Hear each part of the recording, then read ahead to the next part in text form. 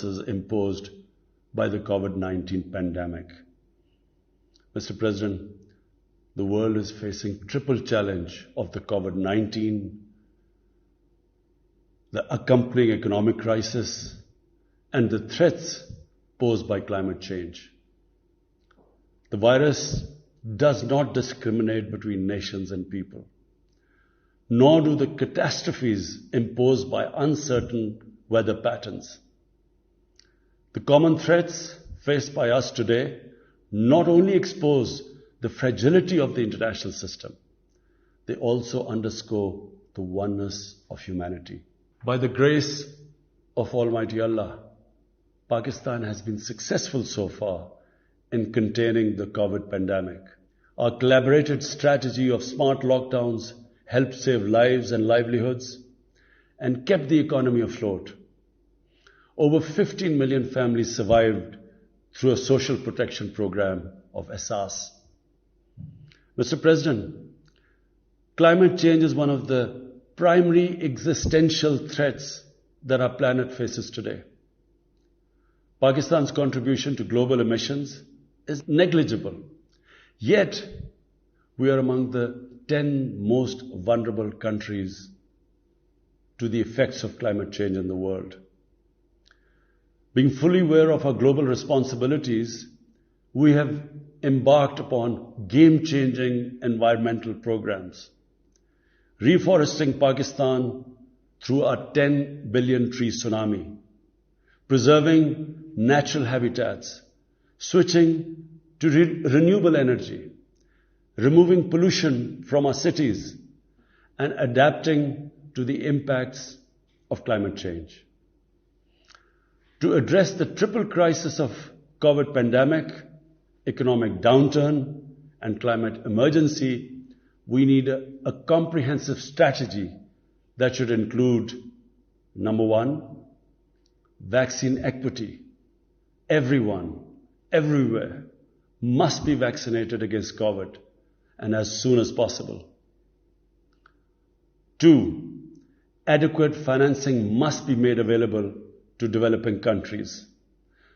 This can be ensured through comprehensive debt restructuring, expanded ODA, redistribution of unutilized SDRs, and allotment of a greater proportion of SDRs to developing countries. And finally, provision of climate finance. 3, we must adopt clear investment strategies which help alleviate poverty, promote job creation, build sustainable infrastructure, and of course, bridge the digital divide. I propose that the Secretary General convene an SDG summit in 2025 to review and accelerate implementation of sustainable development goals. Mr. President, because of the plunder of the developing world by their corrupt ruling elites, the gap between the rich and the poor countries is increasing at an alarming speed. Through this platform, I've been drawing the world's attention towards the scourge of illicit financial flows from developing countries. The Secretary General's high-level panel of financial accountability, transparency, and integrity, called the Fact-Eye Panel, has calculated that a staggering $7 trillion in stolen assets are parked in financial haven destinations. This organized theft and illegal transfer of assets has profound consequences for the developing nations. It depletes their already meager resources, accentuates the levels of poverty, especially when laundered money puts pressure on the currency and leads to its devaluation. At the current rate, when the Fact-Eye Panel estimates that $1 trillion every year is taken out of the developing world, there will be a mass exodus of economic migrants towards the richer nations.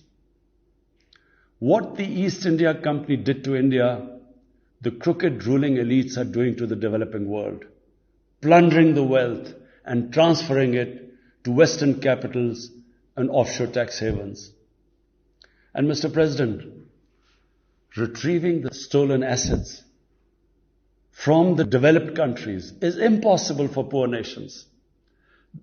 The rich countries have no incentives or compulsion to return this ill-gotten wealth.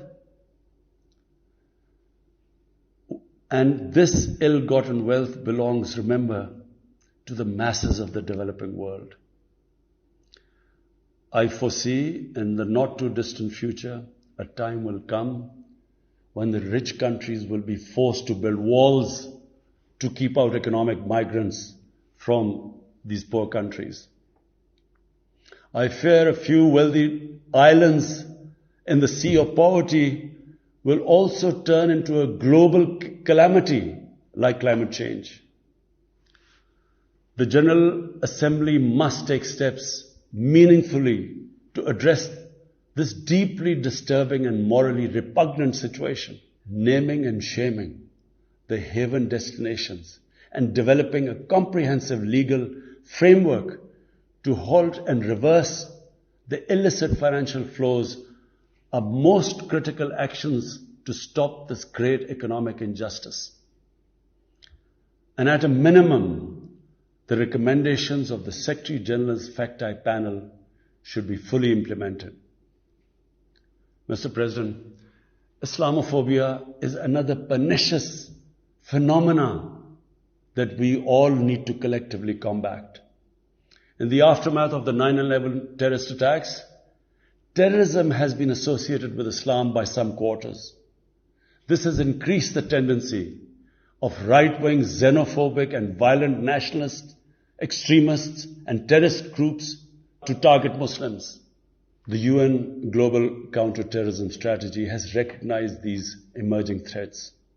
We hope the Secretary General's report will focus on these new threats of terrorism posed by Islamophobes and right-wing extremists. I call on the Secretary General to convene a global dialogue on countering the rise of Islamophobia. Our parallel efforts at the same time should be to promote interfaith harmony, and they should continue. Mr. President, the worst and most pervasive form of Islamophobia now rules India. The hate-filled Hindutva ideology propagated by the fascist RSS BJP regime has unleashed a reign of fear and violence against India's 200 million Muslim strong community. Mob lynching by cow vigilantes, frequent pogroms such as the one in New Delhi last year, discriminatory citizenship laws to purge India of Muslims, and a campaign to destroy mosques across India and obliterate its Muslim heritage and history are all part of this criminal enterprise. New Delhi has also embarked on what it ominously calls the final solution for Jammu and Kashmir dispute. It has undertaken a series of illegal and unilateral measures in occupied Jammu and Kashmir since 5th August 2019. It has unleashed a reign of terror by an occupation force of 900,000. It has jailed senior Kashmiri leadership, imposed a clampdown on media and internet, violently suppressed peaceful protest, abducted 13,000 young Kashmiris and tortured hundreds of them. It has extrajudicially killed hundreds of innocent Kashmiris in fake encounters and imposed collective punishments by destroying entire neighborhoods and villages. We had unveiled a detailed dossier on gross and systematic violations of human rights by the Indian security forces in occupied Jammu and Kashmir. This repression is accompanied by illegal efforts to change the demographic structure of the occupied territory and transform it from a Muslim majority into a Muslim minority. Indian actions violate the resolutions of the United Nations Security Council on Jammu and Kashmir. The resolutions clearly prescribe that the final disposition of the disputed territory should be decided by its people through a free and impartial plebiscite held under the UN auspices. India's action in occupied Jammu and Kashmir also violate international human rights and humanitarian laws, including the Fourth Geneva Convention, and amount to war crimes and crimes against humanity. It is unfortunate, very unfortunate, that the world's approach to violations of human rights lack even-handedness and even are selective. Geopolitical considerations or corporate interests, commercial interests, often compel major powers to overlook the transgressions of their affiliated countries. Such double standards, and the most glaring in case of India, where this RSS-BJP regime is being allowed to get away with human rights abuses with complete immunity. The most recent example of Indian barbarity was the forcible snatching of the mortal remains of the great Kashmiri leader, Sayyid Ali Shah Gilani, from his family, denying him a proper Islamic funeral and burial in accordance with his wishes and the Muslim tradition. Devoid of any legal or moral sanction, this action has been against the basic norms of human decency. I call on this General Assembly to demand that Sayyid Gilani's mortal remains be allowed to be buried in the cemetery of martyrs with the appropriate Islamic rites. Mr. President, Pakistan desires peace with India as with all its neighbors. But sustainable peace in South Asia is contingent upon resolution of the Jammu and Kashmir dispute in accordance with the relevant United Nations Security Council resolutions and the wishes of the Kashmiri people. Last February, we reaffirmed the 2003 ceasefire understanding along the line of control. The hope was that it would lead to a rethink of the strategy in Delhi. Sadly, the BJP government has intensified repression in Kashmir and continues to vitiate the environment by these barbaric acts. The onus remains on India to create a conducive environment for meaningful and result-oriented engagement with Pakistan. And for that, it must do, number one, reverse its unilateral and illegal measures instituted since 5th August 2019. Secondly, stop its oppression and human rights violations against the people of Kashmir. And three, halt and reverse the demographic changes in the occupied territory. It is also essential to prevent another conflict between Pakistan and India. India's military build-up, development of advanced nuclear weapons, and acquisition of destabilizing conventional capabilities can erode mutual deterrence between the two countries. And now, Mr. President, I want to talk about Afghanistan. The current situation in Afghanistan, for some reason, Pakistan has been blamed for the turn of events by politicians in the United States and some politicians in Europe. From this platform, I want them all to know the country that suffered the most, apart from Afghanistan, was Pakistan when we joined the US war on terror after 9/11. 80,000 Pakistanis died. $150 billion was lost to our economy. There were 3.5 million internally displaced Pakistanis. And why did this happen? In the 80s, Pakistan was a frontline state in fighting against the occupation of Afghanistan. Pakistan and the United States trained mujahideen groups to fight for the liberation of Afghanistan. Amongst those mujahideen groups were Al-Qaeda, were various groups from all over the world. They were mujahideen, Afghan mujahideen. These were considered heroes.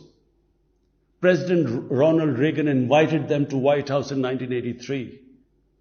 And according to news items, he compared them to the founding fathers of the United States. They were heroes. Come 1989, the Soviets leave. So do the Americans. Abandon Afghanistan. Pakistan was left with 5 million Afghan refugees. We were left with sectarian militant groups which never existed before. But the worst cut of it was that a year later, Pakistan was sanctioned by the US. We felt used. Fast forward 9/11, Pakistan is needed again by the US because now their US-led coalition is now invading Afghanistan, and it could not happen without Pakistan providing all the logistical support. What happened after that? The same mujahideen that we had trained that fighting foreign occupation was a sacred duty, a holy war or jihad, they turned against us. We were called collaborators. They declared jihad on us. Then all along the tribal belt bordering Afghanistan, the Pakistan semi-autonomous tribal belt, where no Pakistan army had been since our independence, they had strong sympathies with the Taliban, Afghan Taliban, not because of their religious ideology, but because of Pashtun nationalism, which is very strong. Then there were 3 million Afghan refugees still in Pakistan, all Pashtuns, living in camps, 500,000, the biggest camp, 100,000 camps. They all had affinity and sympathies with the Afghan Taliban. So what happened? They too turned against Pakistan. For the first time, we had militant Taliban in Pakistan. And they too attacked Pakistan government. When our army went in the tribal areas for the first time in our history, whenever an army goes into civilian areas, there's collateral damage. So there was collateral damage, which multiplied the militants to seek revenge. But not just that. The world must know that in Pakistan, there were 480 drone attacks conducted by the US. 480 drone attacks. And we all know that drone attacks are not that precise. They cause more collateral damage than the militants they are targeting. So, who did the people whose relatives were being killed? Who did they seek revenge? Against Pakistan. Between 2004 and 2014, there were 50 different militant groups attacking the state of Pakistan. At one point, people like us were worried that will we survive this? There were bombs going all over Pakistan. Our capital was like a fortress. Had it not been for one of the most disciplined army in the world and one of the best intelligence agencies in the world, I think Pakistan would have gone down. So when we hear this at the end, there's a lot of worry about in the US about taking care of the people who helped them, the interpreters and everyone who helped the US. What about us? The only reason we suffered so much was because we became an ally of the US, of the coalition in the war against Afghanistan, where there were attacks being conducted from Afghan soil into Pakistan. At least there should have been a word of appreciation. But rather than appreciation, imagine how we feel when we are blamed the turn of events in Afghanistan. After 2006, it became apparent to everyone who understood Afghanistan's history that there would be no military solution in Afghanistan. I went to the US, I spoke to think tanks, I met at the time Senator Biden, Senator John Kerry, Senator Harry Reid. I tried to explain to them that there would not be any military solution and political settlement was the way to go forward.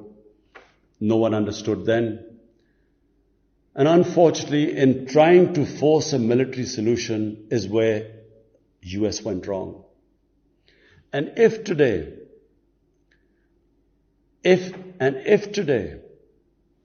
the world needs to know why the Taliban are back in power, all the world has to do is do a deep analysis of why 300,000 well-equipped Afghan army, and remember, Afghans are one of the bravest nations on earth.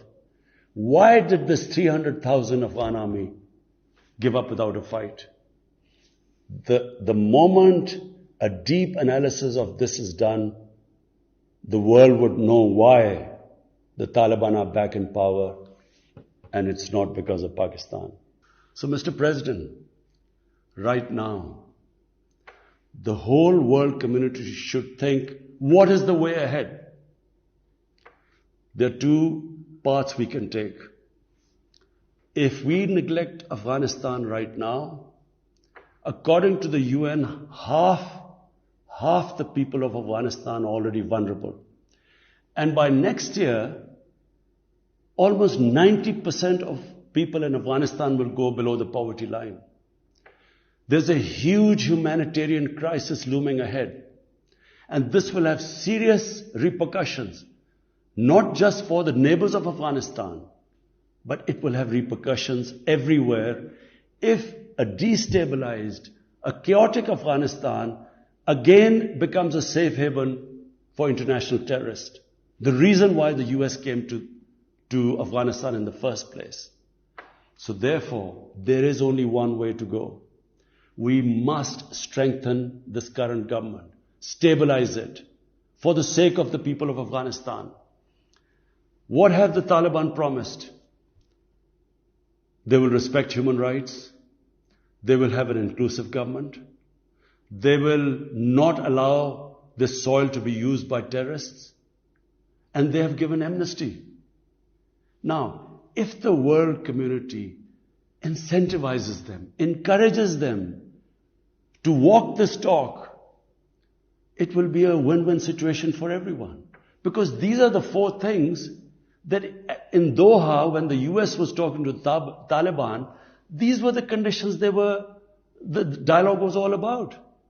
So if the world can incentivize them to go this direction, then after all, this 20-year of presence, of coalition presence in Afghanistan would not be wasted, because Afghan soil would not be used for international terrorism. So I end my talk, Mr. President, by urging everyone that this is a critical time for Afghanistan. You cannot waste time. Help is needed there. Humanitarian assistance has to be given there immediately. And the Secretary General of the United Nations has taken bold steps. I urge you to mobilize the international community and move in this direction. Thank you.